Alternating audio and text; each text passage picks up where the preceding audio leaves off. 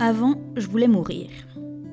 Mais ce qui me dégoûtait chez la plupart des gens qui affirmaient vouloir m'aider, c'est qu'ils le faisaient pour eux et non pas pour moi.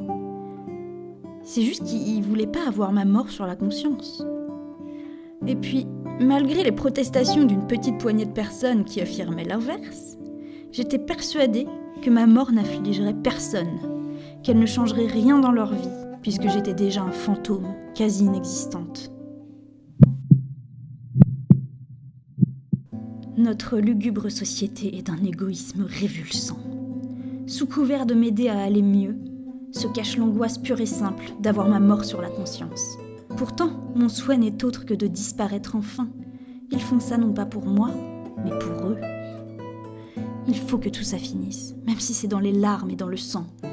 Que ceux que ça choque se couvrent les yeux. J'attends avec impatience ce qui mettra fin à mes errances.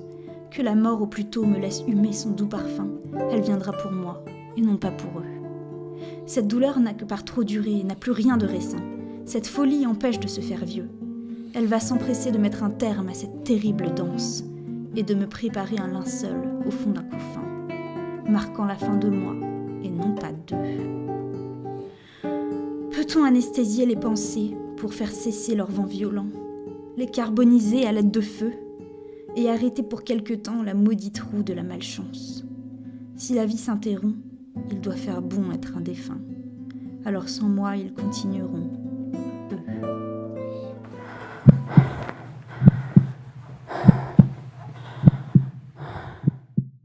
Je sais bien que ma mort n'aurait absolument pas perturbé l'ordre des choses.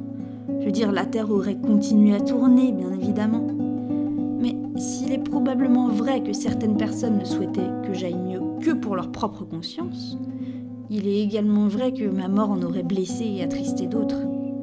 Pas beaucoup, mais suffisamment. Je me sentais profondément égoïste à souhaiter mourir, mais je souffrais tellement qu'au bout d'un certain temps passé à vivre pour les autres, mon suicide m'apparaissait davantage comme une euthanasie thérapeutique. Franchement, je suis désolée de ne pas être de bon conseil. J'aimerais l'être. Je sais toujours pas comment on peut aider une personne qui souffre le martyre sans l'autoriser à mourir. Mais je sais en revanche que, contrairement à certaines maladies incurables, on peut réchapper d'une période suicidaire. La preuve, c'est que maintenant